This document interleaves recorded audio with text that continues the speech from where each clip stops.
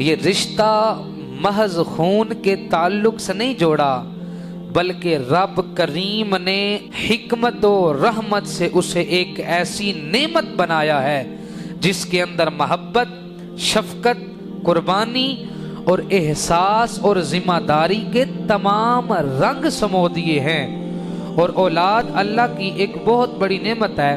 आप अहबाब ज़रा तवज्जो करें, औलाद अल्लाह की इतनी बड़ी नेमत है कि अल्लाह के नबी हज़रत ज़करिया अलैहिस्सलाम, हज़रत इब्राहीम अलैहिस्सलाम औलाद के लिए अल्लाह के सामने गिड़गिड़ा के दुआएं मांग रहे हैं, अल्लाह की बारगाह में इल्तिजा कर रहे हैं, मौला रब्बी हबली मिनस सालिहीन। हज़रत इब्राहीम दुआ करते हैं, अल्लाह नेक औलाद अता फरमा। तो पता चला नेक औलाद की दुआ करना ये हज़रत इब्राहीम अलैहिस्सलाम की सुन्नत है। जिस तरह कुर्बानी हज़रत इब्राहीम की सुन्नत है, इसी तरह अल्लाह की बारगाह से औलाद मांगना भी हज़रत इब्राहीम अलैहिस्सलाम की सुन्नत है। और हज़रात गिरामी कदर, आज हमारे माशरे में अगर बेटा पैदा हो तो खुशियाँ, बेटी पैदा हो तो औरत को जिम्मेदार ठहराया जाता है। आइए ना रब का कुरान पढ़ते हैं, हमारे जहनों से जहालत ने कब निकलना है। हम कुरान की तरफ रजू नहीं कर रहे हैं, बल्कि अपने अंदाजे से बात करते हैं। आइए, अल्लाह फरमाता है लिल्लाहि मुल्कुस समावाति वल अर्द, आसमानों और जमीनों की बादशाही अल्लाह के लिए है। यखलुकु मा यशाउ, अल्लाह जो चाहता है तख्लीक फरमाता है। यहबु लिमन यशाउ इनासा, अल्लाह जिसे चाहता है बेटियां ता फरमाता है। व यहबु लिमन यशाउ ज़कूर, और मेरा रब जिसे चाहता है बेटे अता फरमाता है। औ युज़व्विजुहुम ज़ुकरानुम व इनासा, अल्लाह जिसे चाहता है बेटे भी अता फरमाता है, बेटियां भी अता फरमाता है। वयजअल मन यशाउ अक़ीमा, और अल्लाह जिसे चाहता है बांझ रखता है। इन्नहु अलीमुन कदीर, यकीनन वो सब कुछ जानने वाला भी है, हर चीज पर कुदरत रखने वाला भी है। हजरात, सबसे पहली बात हमारे ज़हन से ये क्लियर हुई कि औलाद, बेटा या बेटी का पैदा होना मर्द और औरत के इख्तियार में नहीं है। ये सरासर जहालत है जो हम औरत को इसका जिम्मेदार ठहराते हैं। औरत जिम्मेदार नहीं है। अल्लाह फरमाता है मैं जिसे चाहता हूँ बेटे अता करता हूँ, जिसे चाहता हूँ बेटियां अता करता हूँ, जिसे चाहता हूँ दोनों अता करता हूँ। और जिसकी औलाद नहीं हो रही उसका भी कसूर नहीं है। अल्लाह फरमाता है मैं जिसे चाहता हूँ उसे बांझ कर देता हूँ। अल्लाह के इख्तियार में है। अल्लाह किसे बेटे अता फरमाता है, किसी बेटियां अता फरमाता है। कुरान का दूसरा मुकाम औलाद के हवाले से अल्लाह फरमाता या अय्युहल्लज़ीना आमनू ला तुल्हिकुम अमवालुकुम वला औलादुकुम अन ज़िक्रिल्लाह, ऐ लोगो जो ईमान लाए, तुम्हारे माल, तुम्हारी औलाद कहीं तुम्हें अल्लाह की याद से गाफिल न कर दें। व मन यफ़अल ज़ालिका फ़उलाइका हुमुल खासिरून, और जो लोग ऐसा करेंगे वही लोग तो खसारा उठाने वाले हैं। पता चला औलाद की मोहब्बत भी बंदे को अल्लाह की याद से गाफिल कर देती है। उसके बाद माल की मोहब्बत भी बंदे को अल्लाह की याद से गाफिल कर देती है। अहबाब ज़रा ये बात अपने जहन में बिठा के जाइए, इस बात को अपने दिल में जगह दीजिएगा कि औलाद और माल जब ये दोनों आते हैं बंदा अल्लाह की याद से गाफिल हो जाता है। अल्लाह फरमाता है लोगो तुम जो ईमान लाए हो, कहीं ये तुम्हारी औलाद, तुम्हारा माल तुम्हें अल्लाह की याद से गाफिल न कर दें। तो जो ऐसा करेंगे वही लोग खसारा उठाने वाले हैं। तीसरा मुकाम मेरा रब फरमाता वअलमू अन्नमा अमवालुकुम व औलादुकुम फितना, जान लो तुम्हारे माल और तुम्हारी औलाद फितना है। ये भी फरमा दिया। 3 मकामात मैंने पढ़े हैं औलाद के हवाले से। पहली बात, औलाद अल्लाह देता है, जो चाहता है अता फरमाता है। दूसरी बात, अल्लाह फरमा रहा है ये जो दोनों चीजें हैं तुम्हें अल्लाह की याद से गाफिल न कर दें। तीसरी बात, अल्लाह फरमाता है जान लो माल और औलाद फितना है। ये कब फितना है? जब ये आपको अल्लाह की याद से गाफिल कर देते हैं।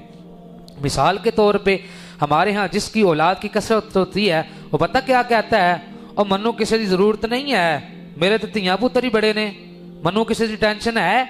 जिसके पास माल होता है वो कहता यार छड़ दो भैणा भरावां नूं, फलाना बंदा भी फलान छड़ दो, पैसे होने तो सब कुछ हो जाता है।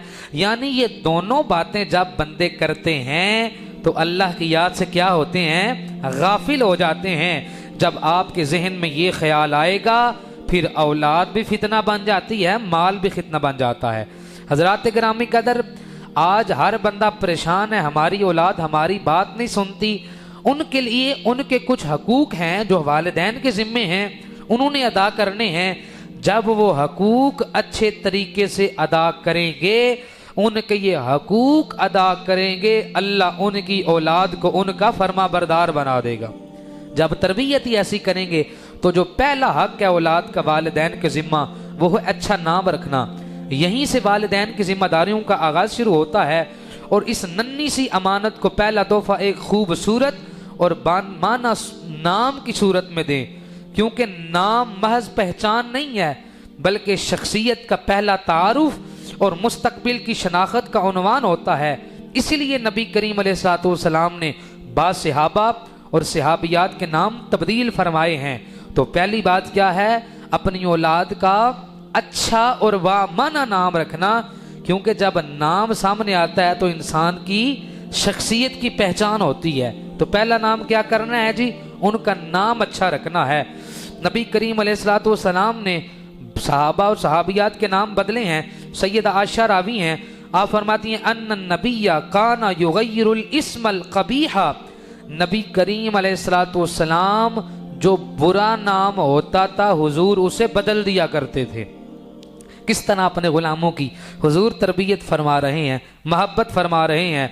हजरत सैयदना अब्दुल्ला बिन उमर रदियल्लाहु ताला अन्हु कहते हैं अन्ना रसूलल्लाह सल्लल्लाहु अलैहि वसल्लम गैरस्म आसियतन वक़ाला अंति जमीलतुन, रसूल अकरम अलैहिस्सलातु वस्सलाम ने आसिया नाम बदल कर फरमाया कि तुम जमीला हो। यानी हुजूर क्या कर रहे हैं, नाम तब्दील फरमा रहे हैं। जिनके नाम ठीक नहीं है हुजूर उनके क्या कर रहे हैं जी, नाम तब्दील फरमा रहे हैं। नबी करीम अलैहिस्सलाम ने फरमाया, हजरत समरा बिन जुंदब कहते हैं रसूल अकरम ने फरमाया तुम अपने गुलाम का नाम रबाह या यसार या अफलाह या नाफे न रखना, ये नाम तुम अपने गुलामों के न रखना। फजीलतु शेख अताउल्लाह साजिद लिखते हैं मतलब ये है अगर कोई पूछे घर में नाफे है तो जवाब में कहा जाएगा मौजूद नहीं है। गोया कि ये कहा गया है कि घर में फायदा देने वाला कोई शख्स मौजूद नहीं है। अगरचे मुतकल्लिम का पुकारने वाले का मकसद ये नहीं है, ताहम जाहिरी तौर पर एक नामुनासिब बात बनती है। कोई बंदा आके पूछे भी घर नाफे है, भी नफा देने वाला घर है, तो बंदा के घर में नहीं है, तो बज़ाहिर तो उसकी कोई ऐसी ज़ेन नहीं है उसका, लेकिन वो नाम ऐसा है तो इसलिए फरमाया इन नामों से बचना चाहिए। तो हजरात गिरामी कदर कौन से नाम रखने चाहिए, नबी करीम अलैहिस्सलाम ने फरमाया तुम्हारे नामों में से अल्लाह के नजदीक पसंदीदा नाम अब्दुल्ला और अब्दुर्रहमान है। क्या है जी, अब्दुल्ला और अब्दुर्रहमान, ये क्या है जी, पसंदीदा नाम है। तो आज का पैगाम लेके जाएं, आपने अपनी औलाद की तरबियत में सबसे पहला काम क्या करना है जी, अच्छा नाम रखना है। हर जुम्मे बंदा तरन्नुम सुनता है, तरन्नुम भी सुनाएंगे, लेकिन तरबियत की भी ज़रूरत है। ये इस मिंबर की जिम्मेदारी है, हम आपको बताएं आपने किस तरह अपनी औलाद की तरबियत करनी है। हजरात, जो दूसरा हक है वालिदैन के ज़िम्मा औलाद का, वो है अकीका करना। एक हक अकीका भी है, ये ना सिर्फ शुक्र नेमत का इजहार है बल्कि सुन्नत नबवी की भी पैरवी है, जिसके ज़रिए बच्चे के लिए खैर व बरकत और शर से महफूज होने की दुआ मकसूद होती है।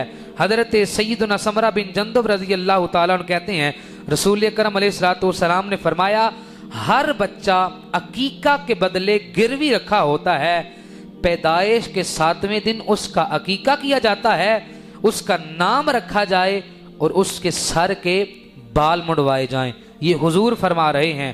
और सैयदना हबीबा बिन्त मैसरा रदियल्लाहु ताला अन्हा आप कहती हैं नबी करीम अलैहिस्सलाम ने फरमाया लड़के की तरफ से 2 बकरियां और लड़की की तरफ से 1 बकरा है, ये जो अकीका करना है।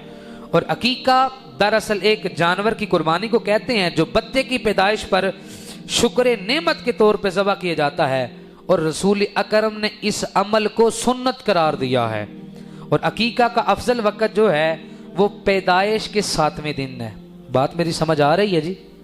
अकीका का दिन कौन सा है? 7वां दिन है कि उस दिन अकीका किया जाए। अगर कोई बंदा ना कर सके तो बाद में करे, लेकिन अफजल 7वें दिन ही अकीका करना है। तो हजरात गिरामी कदर, ये वालिदैन का दूसरा हक है अपनी औलाद पे। तीसरा हक क्या है? मोहब्बत और शफकत। वालिदैन को अपनी औलाद से मोहब्बत भी करनी है और अपनी औलाद से शफकत भी करनी है। जब वालिदैन पर औलाद के हकूक का जिक्र किया जाता है तो इनमें सबसे नाजुक और गहरा हक मोहब्बत और शफकत का होता है। औलाद चाहे कितनी बड़ी क्यों ना हो जाए, उनके दिल को माँ बाप की मोहब्बत और उनकी नरमी की हमेशा ज़रूरत महसूस होती है। उनका हमेशा दिल करता है मेरा बाप मुझे मोहब्बत से बुलाए, मेरी माँ मुझे शफकत के साथ, ये सारे उनका दिल करता है। आओ नबी करीम अलैहिस्सलाम ने अपने अमल से अपने पास रहने वालों के साथ मोहब्बत और शफकत करके हमें बताया है कि तुमने अपने मातहत अपने पास रहने वाले अपनी औलाद के साथ मोहब्बत और शफकत के साथ पेश आना है। आओ मेरे पाक नबी के गुलामों गौर करो, वालिदैन के जिम्मे औलाद का तीसरा हक जो है वो मोहब्बत और शफकत के साथ उनके साथ पेश आना है। हजरत सैयदना अनस रदियल्लाहु ताला अन्हु फरमाते हैं मैंने रसूल अकरम अलैहिस्सलातु वस्सलाम की 10 साल तक खिदमत फरमाई है। नबी करीम अलैहिस्सलातु वस्सलाम ने 10 साल तक मुझे उफ तक नहीं कहा है। बंदे ने किसी का अखलाक देखना हो, उसका किरदार देखना हो, उसके साथ सफर करता है, उसके साथ मेल जोल रखता है, बंदे को पता चल जाता है ये बंदा कितने अखलाक का मालिक है, कितने किरदार का मालिक है। मेरे पाक नबी के गुलामों जरा देखो तो सही ना। हजरत अंस फरमाते हैं मैं 10 साल तक नबी की खिदमत में रहा हूँ, नबी पाक ने मुझे उफ तक नहीं फरमाया है, कभी ये नहीं फरमाया है तुमने फुला काम क्यों किया है या फुला काम नहीं किया है। हजरत अंस फरमाते हैं लोगों सुनो ना, 10 साल तक नबी करीम ने जब भी बुलाया है मोहब्बत के साथ बुलाया है, प्यार के साथ बुलाया है। जब भी हुजूर ने बुलाया है प्यार के साथ बुलाया है। अहबाब जरा तवज्जो करो ना, नबी करीम अलैहिस्सलातु वस्सलाम तशरीफ फरमा हैं। आप हजरत इमाम हसन मुज्तबा रदियल्लाहु ताला अन्हो से प्यार फरमा रहे हैं। हुजूर के पास अकरा बिन हाबिस भी बैठे हैं, वो देख रहे हैं नबी करीम किस तरह अपने नवासे के साथ मोहब्बत कर रहे हैं, किस तरह नवासे के साथ प्यार कर रहे हैं, किस तरह उसके साथ शफकत कर रहे हैं। अकरा बिन हाबिस नबी करीम अलैहिस्सलातु वस्सलाम की बारगाह में अर्ज करते हैं सोनिया मेरे 10 बच्चे हैं, मैंने किसी के साथ कभी प्यार नहीं किया है, कभी किसी के साथ मोहब्बत नहीं की है, कभी किसी के साथ शफकत नहीं फरमाई है। नबी करीम ने अपने गुलाम की बात सुनी है, हुजूर ने उनकी तरफ देखा है, नबी पाक ने फरमाया है जो मखलूक पर रहम नहीं करता है परवरदिगार भी उस पर रहम नहीं फरमाता है। जो अल्लाह की मखलूक के रहम नहीं करता है अल्लाह भी उस पर रहम नहीं फरमाता है। अहबाब तवज्जो करो ना, मोहब्बत करना औलाद के साथ ये वालिदैन की जिम्मेदारी है, उनको प्यार के साथ समझाना जिम्मेदारी है। हजरात जरा तवज्जो फरमाओ ना, हजरत सैयदना उमर बिन अबी सलमा फरमाते हैं मैं बच्चा था, रसूल करीम अलैहिस्सलातु वस्सलाम की परवरिश में था, खाते वक्त मेरा हाथ बर्तन के दाएं बाएं फिरा करता था। नबी करीम अलैहिस्सलाम ने मुझे रोका नहीं है, मुझे टोका नहीं है। आज बच्चा थोड़ी सी बात करता है, वालिदैन थप्पड़ मार देते हैं, लोगों के सामने झिड़क देते हैं। हुजूर ने इस बात से मना फरमाया है, मोहब्बत के साथ औलाद के साथ पेश आने का हुक्म दिया है। हजरत सैयदना उमर बिन अबी सलमा रदियल्लाहु ताला अन्हु फरमाते हैं, नबी करीम अलैहिस्सलाम ने बड़े प्यार से, बड़ी मोहब्बत से, बड़ी शफकत से मुझे फरमाया, बेटा खाने से पहले बिस्मिल्लाह पढ़ा करो, दाएं हाथ से खाया करो, और जहां बर्तन से खाते हो अपनी तरफ से खाया करो। हुजूर ने कितने प्यारे अंदाज से, कितने मोहब्बत भरे अंदाज से, कितने सोहने अंदाज से अपने गुलामों की तरबियत फरमा रहे हैं। बात समझ आ रही है? हुजूर ने बड़ी मोहब्बत के साथ, प्यार के साथ फरमाया, बेटा खाने से पहले बिस्मिल्लाह पढ़ा करो, दाएं हाथ से खाया करो। और नबी करीम अलैहिस्सलाम ने फरमाया, और बर्तन में वहाँ से खाया करो जो जगह तुझसे नज़दीक हो। तो हज़रत सैयदना उमर बिन अबी सलमा फरमाते हैं, चुनाचे उसके बाद मैं हमेशा हुजूर की इस हिदायत पर अमल करता रहा हूँ। आप किसी बंदे को बात समझानी हो, अगर मोहब्बत से करेंगे तो बात समझ आ जाएगी, अगर सख्ती करेंगे तो बात समझ आएगी नहीं। हजरात गिरामी कदर, नबी करीम अलैहिस्सलाम का इरशाद गिरामी है, अल्लाह ताला तमाम मामलात में नरमी को पसंद करता है।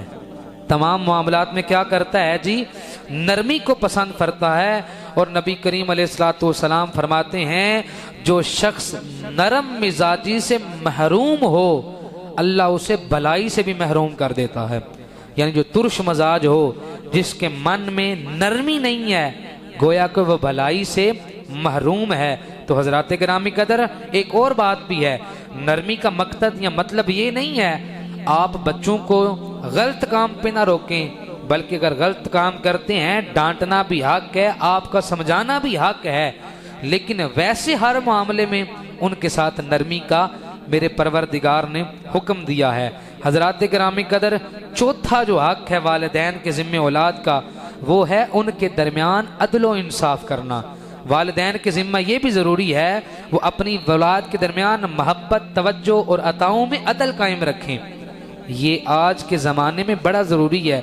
एक बच्चे से मोहब्बत करते हैं, बाकी को छोड़ देते हैं, ऐसा करना ठीक नहीं। हाँ, किसी से दिल लगी होती है, मोहब्बत होती है, प्यार होता है, लेकिन सब के साथ एक जैसा प्यार करना चाहिए, सब के साथ एक जैसा रवैया रखना चाहिए। आइए अहबाब, नबी करीम अलैहिस्सलाम के हमें अमल से भी पता चलता है, अल्लाह के कुरान से भी। अल्लाह फरमाता है, इअदिलू हुवा अक़रबु लित्तक़वा, अदल करो ये तकवा के ज्यादा करीब है, अदल करो ये तकवा के ज्यादा करीब है।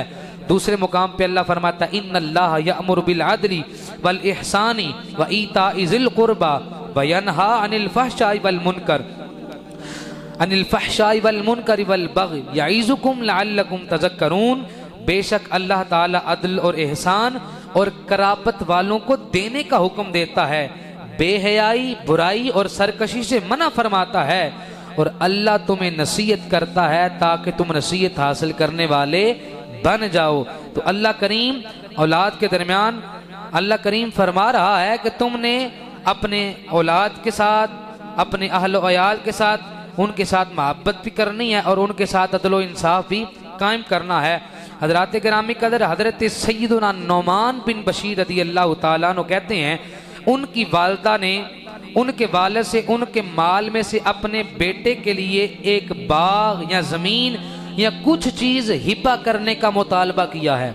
अब मेरी बात सुनिएगा और इस बात को दिल में जगह दे के ले जाइएगा कि औलाद के दरमियान अदलो इंसाफ करना कितना ज़रूरी है।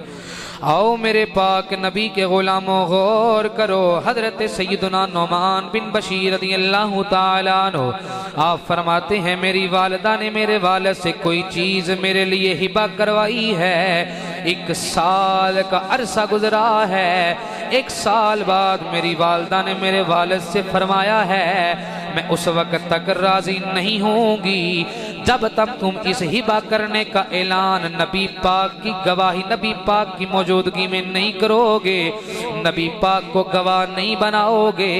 चुनाचे हजरत बशीर रदियल्लाहु ताला अन्हु, हजरत नुमान फरमाते हैं मैं उस वक्त छोटा था, मैं उस वक्त छोटा बच्चा था।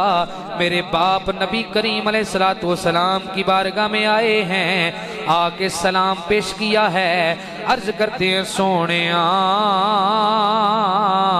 मेरी बीवी ने मुझे कहा है उसने मुझसे अपने बेटे के लिए कुछ मांगा था, उस गवाह बना के मुझे हिबा करोगे। हजरत बशीर हुजूर की बारगाह में खड़े हैं। ओ लोगो जरा तवज्जो करो ना, नबी करीम ने किस तरह अदलो इंसाफ का हुक्म दिया है। नबी पाक ने फरमाया तेरे इस बेटे के अलावा तुम्हारे और भी बच्चे हैं। हजरत बशीर फरमाते हैं सोनिया हाँ मेरी इसके अलावा औलाद भी मौजूद है। नबी करीम फरमाते हैं क्या तुमने उनको भी इतना हिस्सा दिया है? हजरत बशीर कहते हैं या रसूल अल्लाह मैंने नहीं दिया है। नबी करीम अलैहिस्सलातु वस्सलाम के जुमले सुनिएगा। हुजूर फरमाते हैं फिर मुझे जुल्म पर गवाह ना बनाओ, मैं जुल्म पर गवाह बनना गवारा नहीं करता हूँ। जरा तवज्जो तो करो ना। फरमाया क्या तुमने दूसरे बेटों को भी इतना हक दिया है? फरमाया सोनिया नहीं दिया है। इसकी माँ ने इसके लिए मुतालबा किया है। फरमाया ये तो जुल्म है। आज उन वालिदैन के लिए लम्हा फिक्रिया है जो सारी जायदाद अपनी औलाद को दे के चले जाते हैं, गोया वो दुनिया से जा रहे हैं, जुल्म करके जा रहे हैं, अदल करके नहीं जा रहे हैं। अल्लाह का कुरान भी अदल का हुक्म दे रहा है, नबी पाक का फरमान भी इंसाफ का तकाजा कर रहा है। अल्लाह का कुरान भी हमें बता रहा है तुमने अदलो इंसाफ करना है।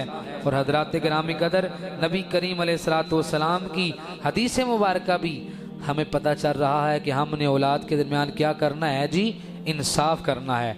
हजरात उसके बाद है अच्छी तरबियत करना। क्या करना? अच्छी तरबियत करना। यह भी वालिदैन के ज़िम्मे औलाद का हक है, क्योंकि अगर वो उनकी दुरुस्त तरबियत फरमाएंगे तब भी औलाद साले होगी, तब भी औलाद फरमा बरदार होगी। अल्लाह ने फरमाया या अय्युहल्लज़ीना आमनू कू अनफुसकुम व अहलीकुम नारा, ऐ ईमान वालो अपने आप को अपने घर वालों को आग से बचाओ, अपने घर वालों को आग से बचाओ।